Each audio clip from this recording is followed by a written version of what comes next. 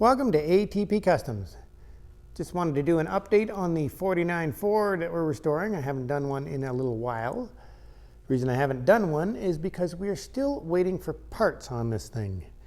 We have been waiting for bearings and pistons for the flathead 6-cylinder that seemed to be non-existent and had to wait for them to be made. I can't even remember how long it's been. I'm going to take a wild guess at somewhere between 8 and 10 months we've been waiting. And we are still waiting for emergency brake lines, so we cannot finish the rear brakes and put all the drums on and everything till that shows up.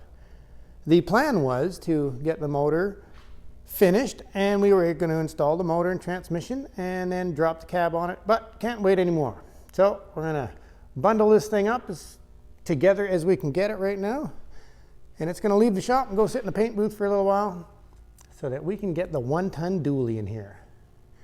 It does have the rear fenders are in paint, the hood's in paint, the front fenders are in paint as well. The whole inside of the cab is all done. So we're just waiting on parts, and we're tired of waiting. So this thing is going to leave the shop, make room for the dually. I've been waiting to do the 1-ton dually for a while. So I'm very excited about that, and we'll get back on this thing another day. So a massive shop rearranging going on right now. The wide body Mustang has made it into the best spot for doing body work. It's got all the best lighting up here. So now we can get to the passenger side of this thing and deal with all the awesome rust. It's had some awesome damage from being on the racetrack. Lots of rock chips and sitting outside in the weather for a couple of years. So it's in the good spot to continue.